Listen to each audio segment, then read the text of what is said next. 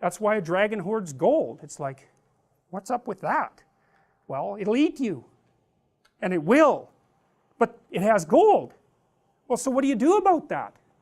Because it's paradoxical demands. Well, what you want to do is face the dragon and get the damn gold. That's what you want to do. Well, you have to be a paradoxical being even to do that. So, you know, in The Hobbit, for example, when, what's his name? Frodo, right? It's not, or it's Bilbo. It's Bilbo in The Hobbit. You know, he's kind of this little underdeveloped, overprotected Shire dweller, and he's called on a great adventure to go and find the dragon, and he has to become a thief in order to manage it. Well, that's pretty weird, you know. It's like, well, it's because as a good citizen he's just not enough to conquer a dragon. He has to also become a bad citizen in some sense. He has to incorporate the part of himself that's monstrous, let's say, and develop that and hone it. And that's to say that, well, if you're harmless, you're not virtuous. You're just harmless. You're like a rabbit. A rabbit isn't virtuous. It just can't do anything except get eaten. It's not virtuous. If you're a monster and you don't act monstrously, then you're virtuous. But you also have to be a monster. Well, you see this all the time. Harry Potter's like that too. It's like he's flawed, he's hurt, he's got evil in him. He can talk to snakes, man. He breaks rules all the time. All the time. He's not obedient at all. But, you know, he has a good reason for breaking the rules. And if he couldn't break the rules, him and his little clique of rule-breaking, you know, troublemakers, if they didn't break the rules, they wouldn't attain the highest goal. So it's very peculiar, but it's a very, very common mythological notion. You know, the hero has to be a monster, but a controlled monster. Batman is like that, you know. I mean, it's everywhere. It's the story you always hear. Is this where morals become ethics? Meaning, you have to be more precise. I feel like, because everyone's moral, but in order to become ethics, you have to refine the morals.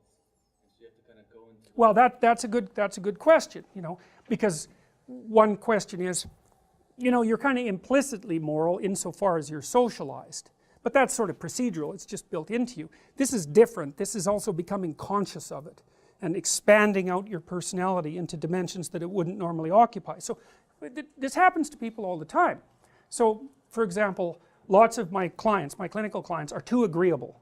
And they're generally women, because women are more agreeable than men, but not always, because I've had agreeable men as clients as well. And what happens is they're resentful and they don't know how to stand up for themselves, and it's because they're very compassionate by nature, and so if you're entering into a negotiation with them, they'll let you win.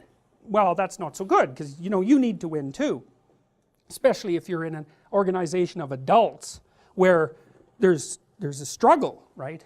When you have kids, you can let them win, especially infants. You have to let them win, and that's partly why compassion is so necessary. But as a basis for negotiation between adults, it's like, sorry, it's insufficient. You have to be a bit of a monster so that you can say no.